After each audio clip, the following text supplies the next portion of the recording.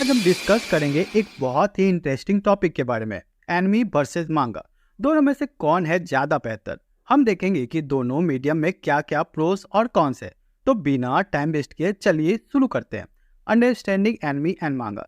सबसे पहले थोड़ा बैकग्राउंड समझते हैं। एनिमी और मांगा दोनों ही जापानीज पॉप कल्चर के इम्पोर्टेंट पार्ट है। मांगा बेसिकली जापानीज कॉमिक्स होते हैं जिनको पढ़ने का एक अलग ही मजा है। वही एनिमी टीवी एनिमेटेड शो होते हैं और मूवीज होते हैं जो मांगा या ओरिजिनल स्टोरी पर बेस्ड होती है। प्रोस ऑफ मांगा। तो मांगा का सबसे बिगेस्ट एडवांटेज है इसका डिटेल स्टोरी टेलिंग। राइटर और आर्टिस्ट को फुल फ्रीडम मिलती है अपनी कहानी को डिटेल में एक्सप्लेन करने का। चैप्टर ज़्यादा होने की वजह से स्टोरी को डेप्थ में एक्सप्लोर किया जा सकता है।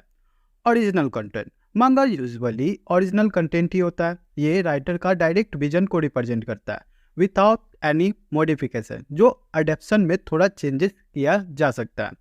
आर्टिस्टिक एक्सप्रेशन की बात करें तो मांगा में आर्टिस्ट अपनी यूनिक आर्ट स्टाइल को शोकेस करते हैं। हर आर्टिस्ट का अपना एक डिस्टिंक्ट स्टाइल होता है जो मांगा को यूनिक बनाता है। अवेलेबिलिटी की बात करें तो मांगा यूजुअली पहले रिलीज होता है कंपेयर टू इस एनिमी एडेप्शन, इसलिए फैंस को स्टोरी की आगे की बातें पता होती है जिससे थोड़ा एनिमी का मजा खराब हो जाता है। कॉन्स ऑफ मांगा। तो लैक ऑफ मोशन और साउंड। सबसे बड़ी खराबी मांगा की ये है कि मांगा स्टैटिक होती है, इसमें मोशन और साउंड का एलिमेंट नहीं होता। ये चीज़ कुछ फैंस को लेस इंगेजिंग लग सकती है compare to enemy.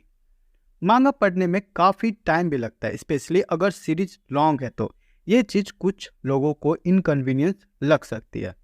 Pros of enemy. मतलब एनिमी के कुछ स्ट्रॉन्ग पॉइंट को देखें तो एनिमी का सबसे बड़ा एडवांटेज है इसका विजुअल और auditory experience. Animation, voice acting, background music सब मिलकर एक इमर्सिव एक्सपीरियंस क्रिएट करते हैं, तो इसका एक अपना ही मजा है। कलर और मोशन की बात करें तो एनिमी में कैरेक्टर्स और सीन्स, कलर और मोशन सब एक साथ प्रेजेंट होते हैं। ये चीज़ एक्शन सीन को ज़्यादा एक्साइटिंग और इमोशनल सीन को ज़्यादा इम्पैक्टफुल बनाती है। एक्सेसिबिलिटी की बात करें तो एनिमी यूजुअली टीवी या स्ट्रीमिंग प्लेटफॉर्म पे इजीली अवेलेबल होता है, जो सभी के लिए इजीली एक्सेसिबल भी होता है और ज़्यादातर ये फ्री में मिलता है। वहीं मांगा हमें वाई करना पड़ता है। कम्युनिटी एक्सपीरियंस की बात करें तो एनिमी को वॉच करने के लिए एक सोशल एक्सपेक्ट भी होता है। फ्रेंड्स के साथ डिस्कस करने में काफ़ी मज़ा आता है कि अगला एपिसोड में क्या होगा, क्या नहीं होने वाला है, तो इससे एक कम्युनिटी एक्सपीरियंस मिलती है जो इसके ओवरऑल एक्सपीरियंस को इन्हांस करती है। अब एनिमी की कुछ दिक्कतों को भी समझा जाए तो पेसिंग इशू। एनिमी एडेप्शन में पेसिंग इशू बहुत ही कॉमन है। कभी कभी मांगा की स्टोरी को फिट करने के लिए फिलर ऐड करने पड़ते हैं या फिर कुछ पार्ट स्किप करने पड़ते हैं, जो कि एक इशू क्रिएट करता है। अब बजट इशू की बात करें तो एनिमी प्रोडक्शन काफ़ी महंगी होती है, तो बजट का इशू होना बहुत ही आम बात है। समटाइम्स एनिमी क्वालिटी कंप्रोमाइज़ की जाती है क्योंकि उनके पास इतना पैसा होता नहीं है। मांगा में ये प्रॉब्लम नहीं होती। Changes from source material. अब देखिए एनिमी एडेप्शन में कई बार बहुत सारी चीज़ों को बदल दिया जाता है। ये चीज़ मांगा के फैन को अच्छी नहीं लग सकती है।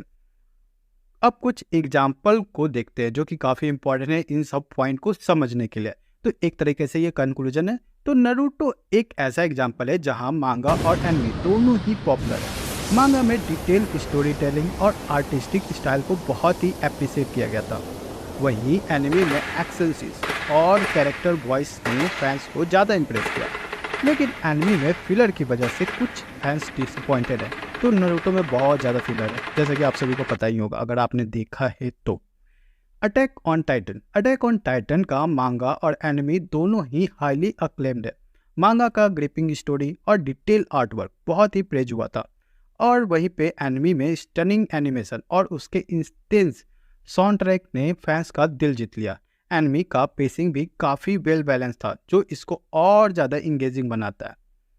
अब आपको क्या लगता है दोनों में से कौन बेटर है? तो इन सब पॉइंट को मैंने अपने हिसाब से रखा है, तो आप देखिए कि आपको किस तरीके से अच्छा पड़ता है।